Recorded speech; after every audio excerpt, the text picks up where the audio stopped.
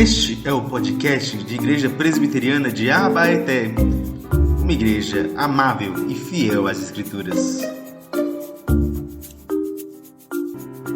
Vamos ouvir então a palavra do Senhor com fé e alegria. Lucas 10, a partir do versículo de 38, diz o seguinte: quando eles seguiam viagem, Jesus entrou numa aldeia, e certa mulher chamada Marta hospedou na sua casa.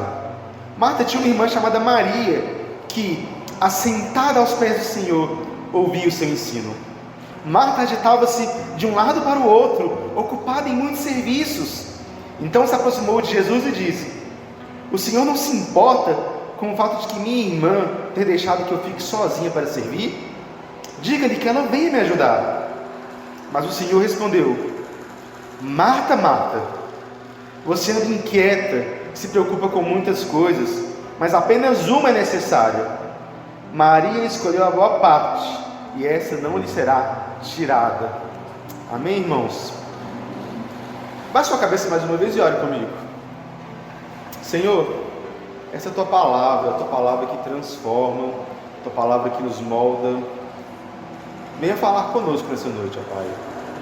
Que essa palavra venha ferir os nossos corações e nos fazer amar mais Jesus, olhar mais para Cristo, ó Pai. Que possamos ver nele esse Salvador que é digno de que nós nos assentemos aos pés dele. Em nome de Jesus que eu te oro e agradeço, ó Pai. Amém. Meus irmãos, qual que é a prioridade da sua vida? Ou então, qual que é a prioridade da sua família? O que vocês colocam primeiro como prioridade? Tem um filme muito bom, inclusive, chamado Yesterday. É um filme, acho que até recente, que fala sobre a história de um homem chamado Jack Manick. Ele era um aspirante a músico. O sonho dele era ser um grande músico. Mas todo lugar que ele tocava, ninguém dava muita bola para ele. Os shows que ele fazia, ninguém assistia.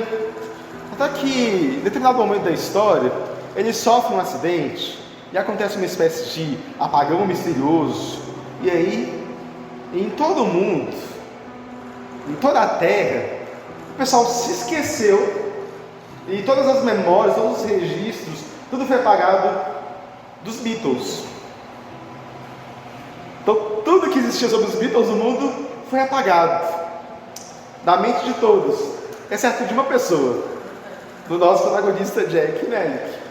E aí, então, vê nessa oportunidade, vê nessa curiosa oportunidade de que apenas ele lembra de quem são os Beatles, a oportunidade de ser aquilo que ele sempre quis ser, de colocar as suas prioridades ali. E ele então começou a conquistar fama, status, reconhecimento. Só que à medida que ele ia conquistando todas essas coisas e que ele ia priorizando essas coisas, ele percebia que a sua família, o amor da vida dele, que ele estava tentando conquistar desde criança, as coisas que estavam ali, ele estava deixando a desejar, ele estava perdendo essas prioridades na vida dele. E isso então colocou ele diante de uma grande questão. Aí eu não vou falar como é que o filme termina para não atrapalhar a surpresa de quem quiser ver. Mas esse filme me faz refletir muito sobre prioridades. Prioridades. O que a gente faz com os recursos que nós temos? Mas, mais do que isso, onde a gente está realmente colocando o nosso coração? O que a gente tem priorizado na nossa vida e, de maneira mais específica, na nossa família, nos nossos relacionamentos familiares? O que será que a gente tem colocado? Essa narrativa de hoje, essa história aqui sobre Marta e Maria, essas duas irmãs, ela vai nos ensinar algo sobre isso, sobre as prioridades da nossa vida, sobre a forma como a gente vai levar em consideração isso. E eu quero que isso nos ensine hoje. Percebam, Jesus está aqui numa viagem, ele está indo muito provavelmente a Jerusalém, e à medida que ele ia parando ali nos povoados, ele encontrava amigos, famílias, pessoas que ele conhecia, e então se hospedava ali na casa deles. E então, nesse vilarejo chamado Betânia, ele se para, e ele entra naquela casa. E ali então, ele fica nessa casa que era uma família muito amada por Jesus. Não somente o livro de Lucas, mas o livro de João também conta muito sobre essa família. Nós não sabemos exatamente como é que era a estrutura dela, mas nós sabemos que nós tínhamos ali 3 irmãos naquela casa: Marta, Maria e Lázaro. 3 irmãos amados pelo Senhor. A grande narrativa sobre a morte e ressurreição de Lázaro nos conta muitos detalhes sobre como Jesus amava aquela família, sobre como eles eram amados, sobre como eles tinham Jesus também como não apenas um salvador, mas um amigo querido, alguém que estava ali presente quando eles precisavam. Mas essa hospedagem também, esse momento então que Jesus se hospeda nessa família querida, a gente vê muitas diferenças entre essas 2 irmãs. E essas 2 diferenças nos mostram justamente um contraste sobre como a gente reagiria, ou como a gente viveria se Jesus estivesse nos visitando, ou se Jesus estivesse na nossa casa. Como que a gente viveria, como é que a gente faria, como é que a gente se relacionaria com Jesus? E ao fazer isso, então, a gente tem 2 exemplos muito importantes que nos ensinam alguma coisa. Hoje, meus irmãos, eu quero destacar que aprender e conhecer de Jesus deve ser o essencial na nossa vida e na vida da nossa família. Conhecer e aprender de Jesus tem que ser o essencial. E a gente aprende isso com esse exemplo dessa mulher maravilhosa que é Maria. Amém, meus irmãos? E eu queria então destacar 2 coisas nesse texto. Uma coisa é o que nós perdemos, outra coisa é o que nós ganhamos. E a primeira coisa que eu queria destacar é que nós perdemos ao priorizar os nossos afazeres ao invés de Cristo. Nós perdemos ao priorizar aquilo que está na nossa agenda, a nossa própria agenda, ao invés da agenda de Cristo, ao invés daquilo que Cristo faz por nós.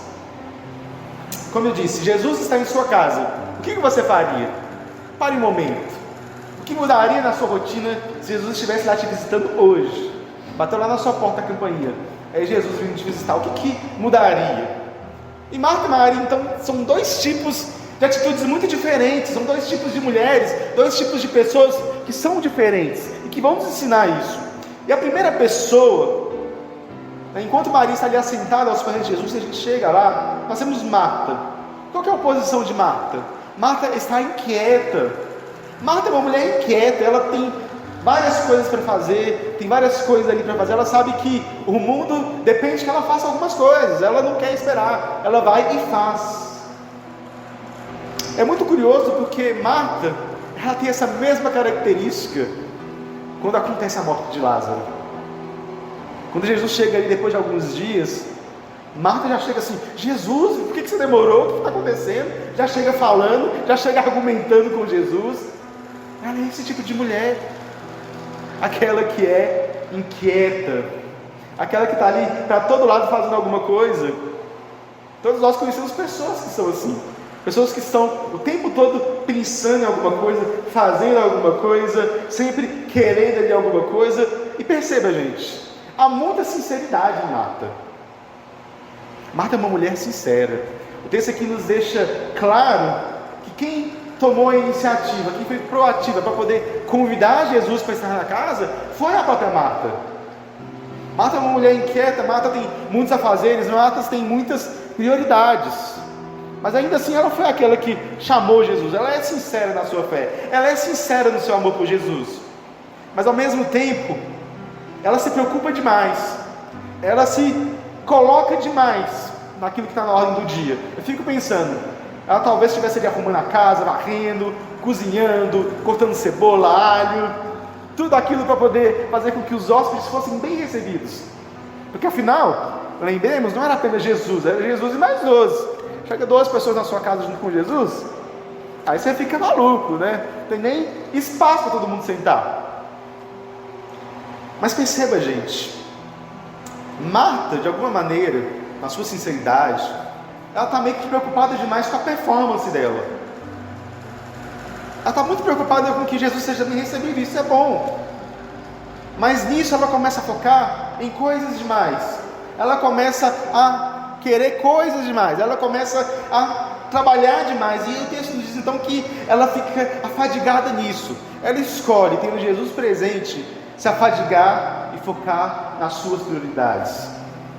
Ela escolhe focar ali e se afadigar e se cansar com isso, nessa tarefa. E lembre-se, gente, quem aí gosta de arrumar casa? Eu não gosto, mas quem não gosta sabe mais ainda, né?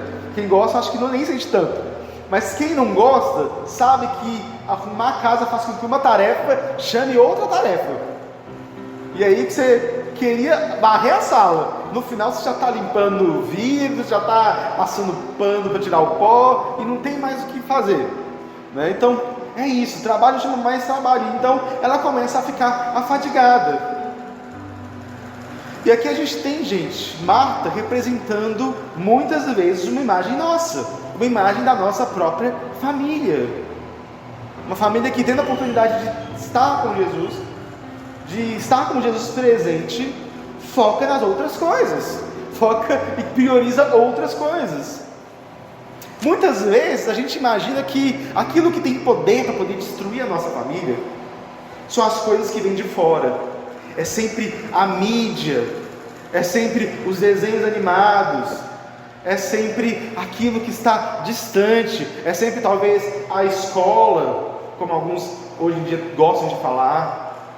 A gente sempre acha que é a novela, mas esse texto me lembra para vocês, meus irmãos, que muitas vezes o perigo está dentro de nós, está dentro da nossa própria casa.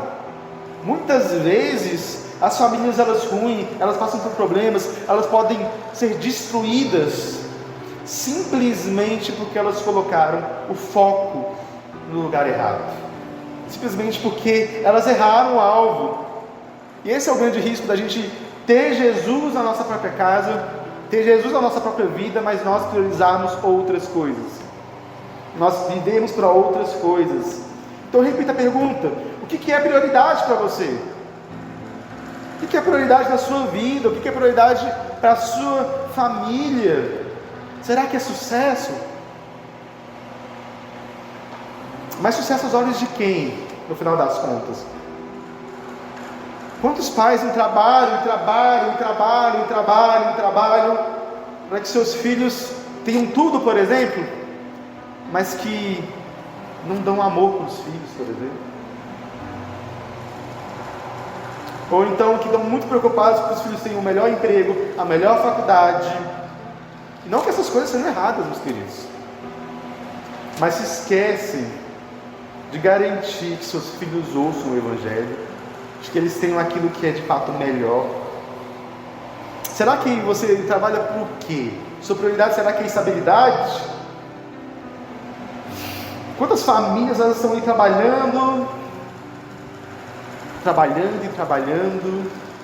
mas muitas vezes em busca dessa estabilidade, em busca às vezes do foco no trabalho, da independência, autonomia, os casais acabam se preocupando mais com o status, com ter essa estabilidade diante do mundo, e muitas vezes o casamento começa a ir ruindo.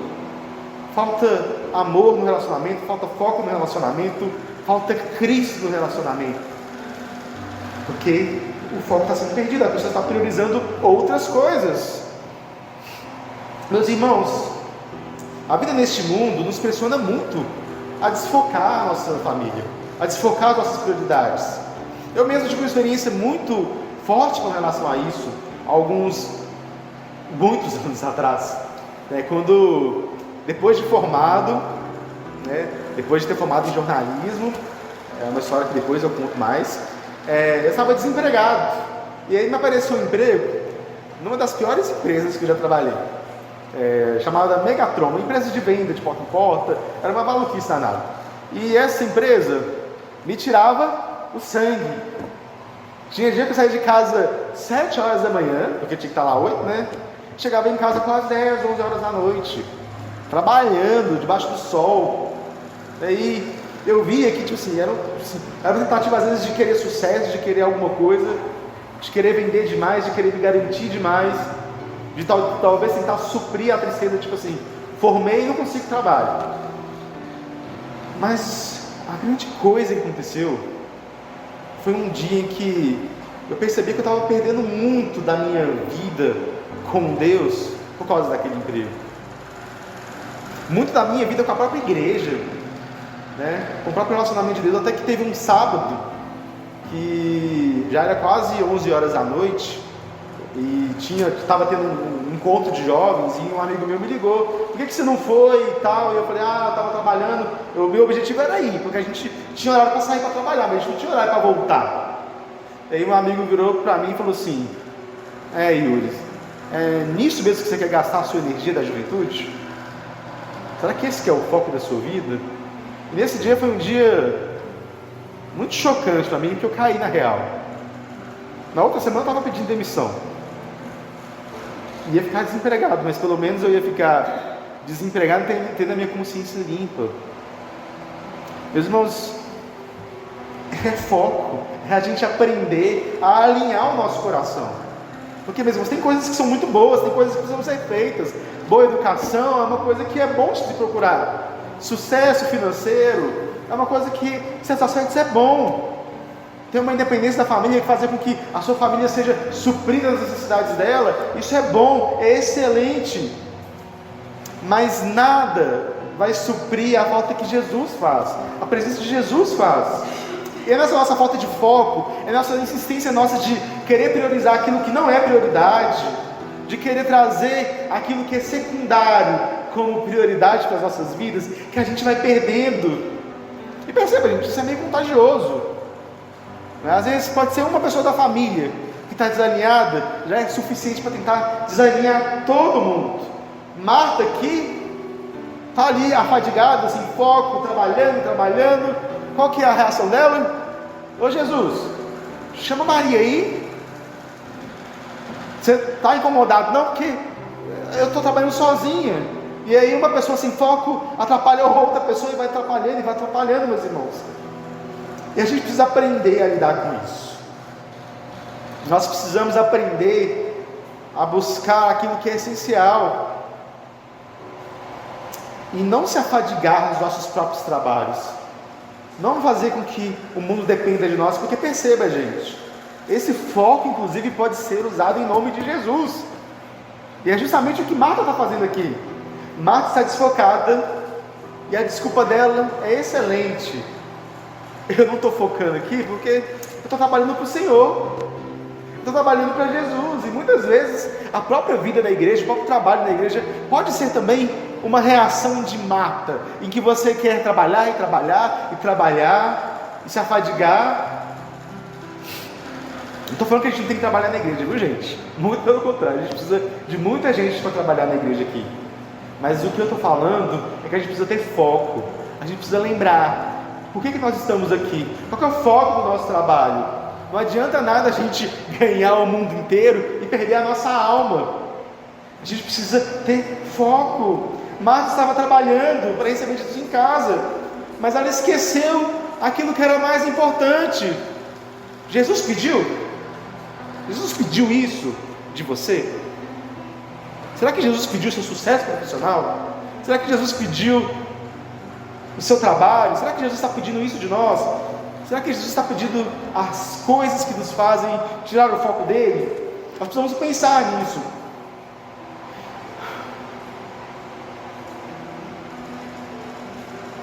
Meus irmãos, a gente precisa entender que antes de Jesus querer o nosso trabalho, Jesus querer o nosso esforço, o nosso serviço, antes de Ele querer a nossa dedicação, Ele nos quer.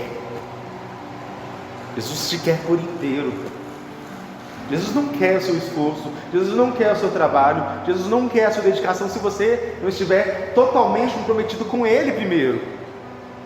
A gente precisa entender isso, a gente precisa internalizar isso. Jesus nos quer por inteiro, em todas as áreas da nossa vida, em tudo que a gente faz, em tudo aquilo que a gente tem.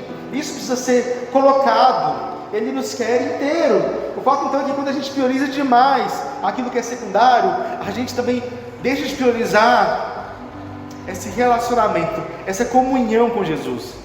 A gente começa a achar que a vida tem que ser vivida na força do nosso próprio braço.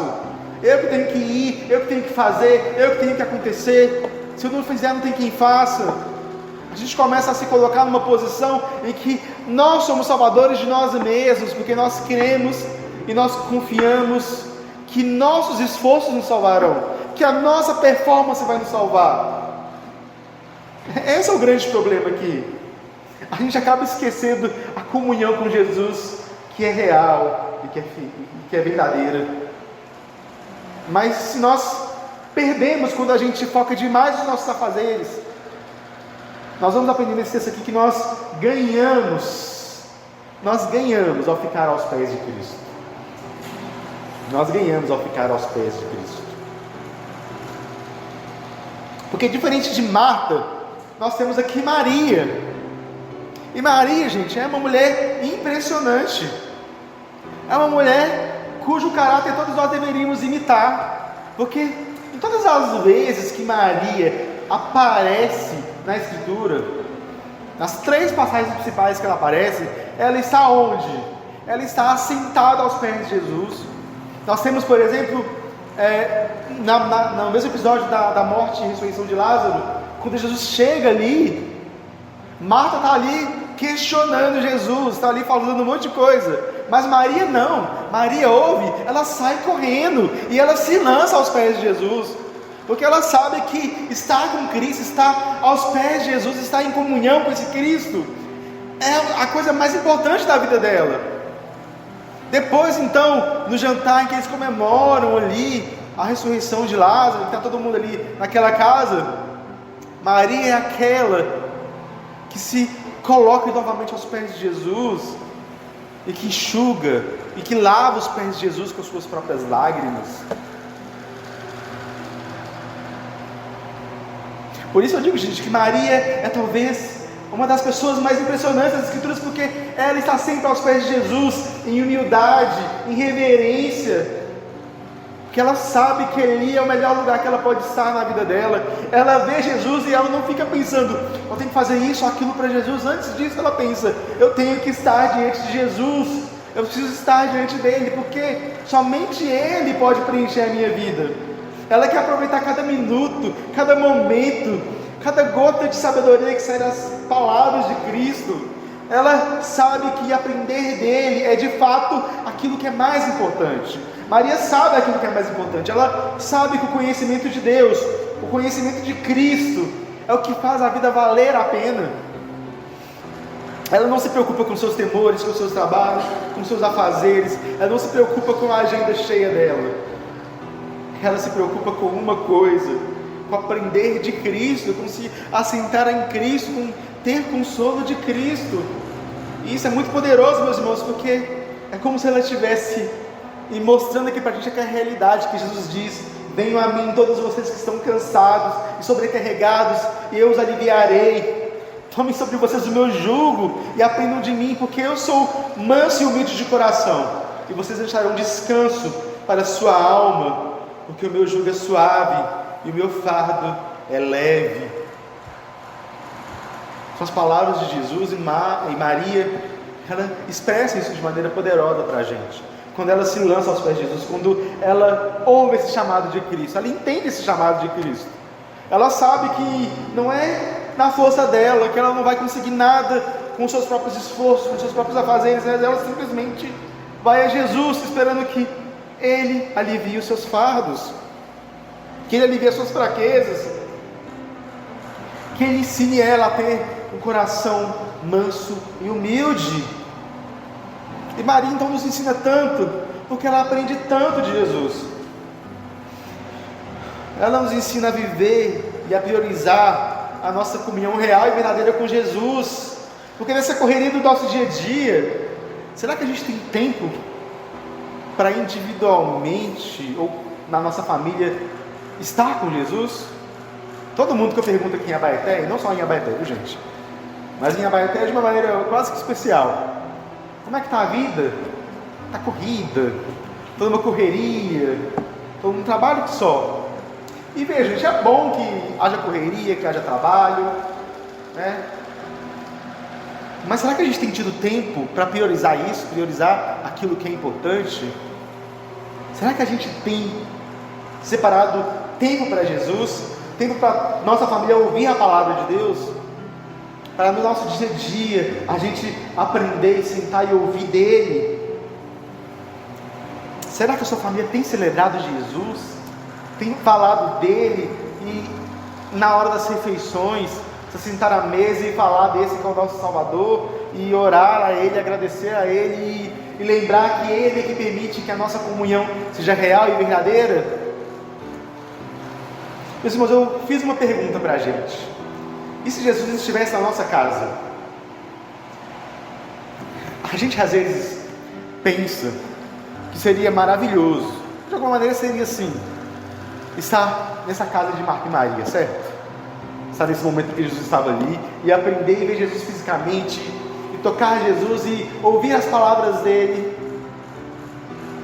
Mas eu fico pensando que como que muitas vezes a gente menospreza a presença de Cristo diária, porque Cristo prometeu que Ele não nos deixaria órfãos. Ele nos prometeu que Ele daria para nós o Espírito Santo. E se nós somos crentes, e se nós cremos nele, e nós temos a palavra dele, Cristo está presente conosco. A presença de Cristo é real. Cristo está na nossa casa. E se nós queremos que Cristo está em nossa casa, nós não precisamos esperar o tempo de Maria ou desejar estar ali. Mas antes a gente tem que desejar e desfrutar essa comunhão real com um Deus que está presente. A presença de Jesus pelo Espírito Santo na nossa casa, quando nós oramos, quando nós lemos a Bíblia, quando nós falamos dele, não é uma presença menos real do que naqueles tempos. Antes é uma presença talvez até mais real, porque ele está dentro dos nossos corações.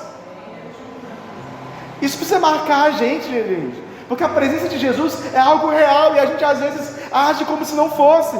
Às vezes a gente menospreza essas coisas, porque a gente talvez não acredita que Jesus está na nossa casa, mas Ele está presente, Ele está na nossa família, e se Ele está presente, nós não temos que andar como Marta, preocupado com muitas coisas, mas antes focar naquilo que é essencial, focar naquilo que é verdadeiro. Ele está presente, e a gente pode sentir essa presença, a gente pode ver essa presença na palavra, na comunhão real, na oração sincera que a gente faz, se colocando sinceramente aos pés de Jesus. Nós somos como Marta, inquietos, ansiosos. Nunca vi uma geração às vezes tão ansiosa, tão cheia de coisas para fazer, tão atarefada, tão atribulada, com tantos pesos, porque nós nos esquecemos, meus irmãos, da presença real de Jesus. Nós esquecemos que Jesus está presente, que a gente pode descansar nele, que Ele pode pegar os fardos do nosso coração. E perceba, gente, Jesus Ele quer realinhar isso. Quando então Marta faz esse pedido maluco, pedindo para que Maria saia dos pés de Jesus e venha, Jesus repreende Marta, mas Ele repreende de um jeito que parece até engraçado, né? Ele diz: Marta, Marta. É uma espécie de chamado, né? Quando a gente às vezes vai chamar a atenção de uma criança, a gente fala duas vezes, né? E aí a gente repete o nome, meio que ao mesmo tempo que a gente está chamando a atenção, é também uma chamada amorosa de atenção. E Jesus Ele faz isso com a gente. Jesus Ele está repreendendo com amor. Ele faz isso com cada um de nós. Ele diz: Yuri, Yuri, Alessandra, Alessandra, Mateus, Mateus, Rafael, Rafael, Marieni, Marieni.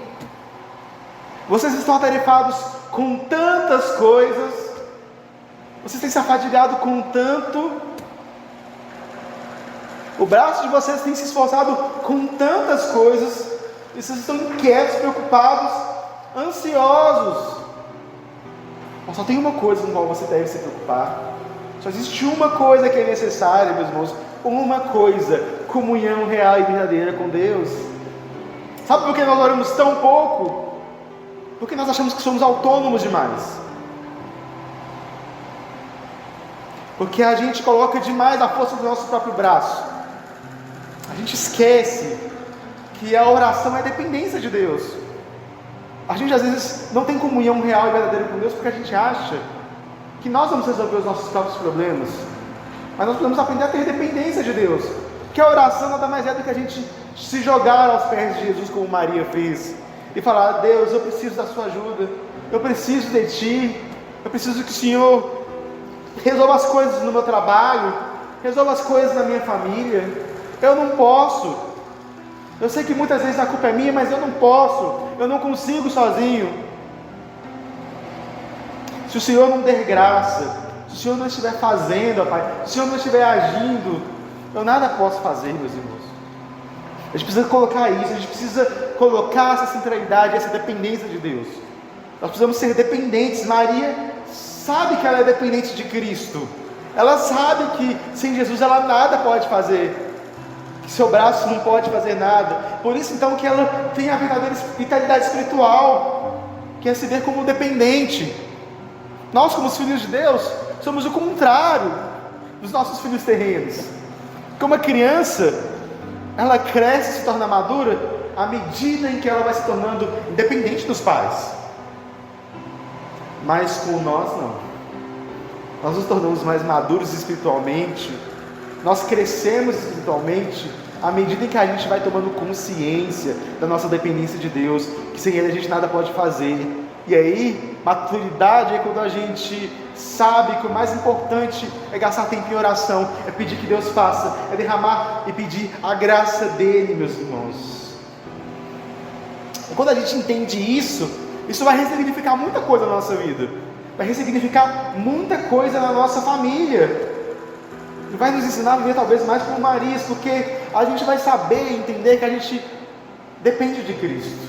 A gente não depende de nós mesmos, a gente não depende dos nossos esforços, e aquilo que é secundário, vai ser secundário.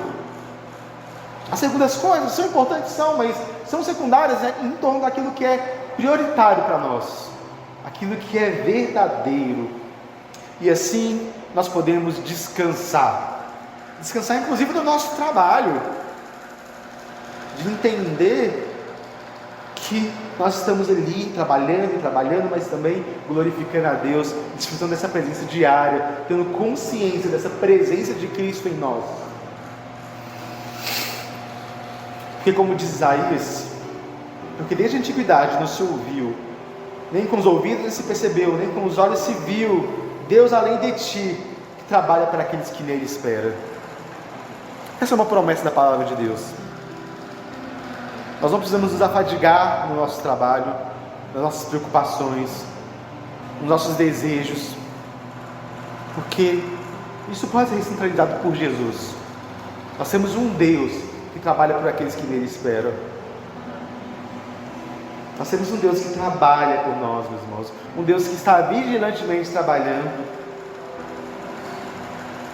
Para terminarmos então, meus queridos, gostaria de destacar que o finalzinho, a grande promessa que Deus tem nesse texto. Jesus então diz que Maria escolheu a boa parte, e essa não lhe será tirada. Nós somos chamados a permanecer firmes nessa escolha. O que nós vamos priorizar? Se nós priorizarmos Cristo de fato, se nós priorizarmos Ele na nossa vida, se priorizarmos Ele na nossa família, essa melhor parte não lhe será tirada. Não será tirada, meus irmãos. Isso é maravilhoso, porque a única esperança, a única segurança, a única certeza que nós temos é Cristo. A única certeza que nós temos é Cristo. E isso envolve a gente abrir então mão dessa sensação de controle e dizer: Deus, toma conta da minha vida e me faz ter Cristo e Cristo somente. Eu quero me assentar aos pés de Jesus, eu e minha família estarmos ali, ouvindo as palavras de Jesus, aprendendo mais as histórias de Jesus, aprendendo mais o caráter de Jesus. Isso, meus irmãos, é um ato de fé. É um ato de fé, mas é um ato de fé que descansa na graça, que nos lembra que não é pelo seu esforço, não é pelo seu esforço que a sua família será unida, não é pelo seu esforço que seus filhos servirão ao Senhor, não é pelo seu esforço que os seus pais chegarão ao Senhor, aqueles que não têm os pais convertidos. Não é pelo seu esforço, é pela graça de Deus. Ele trabalha, isso nos ensina a descansar. Nós podemos confiar e orar. Nós podemos orar e derramar e trabalhar orando, que é também descansar. E dizer: Deus, faz porque nós não podemos fazer. Essa igreja aqui, nós estamos trabalhando para ela crescer. Mas não é pelo nosso trabalho, é pela graça do Senhor. É pela graça do Senhor, meus queridos. Vamos desfrutar mais disso e lembrar que nisto não nos será tirado, nunca nos será tirado, porque haverá um dia então que nós estaremos com Ele de maneira tão profunda, tão profunda, tão profunda, tanto presencialmente como em nossos corações, que nós seremos como Ele é. Vamos aprender a descansar nisso, meus queridos.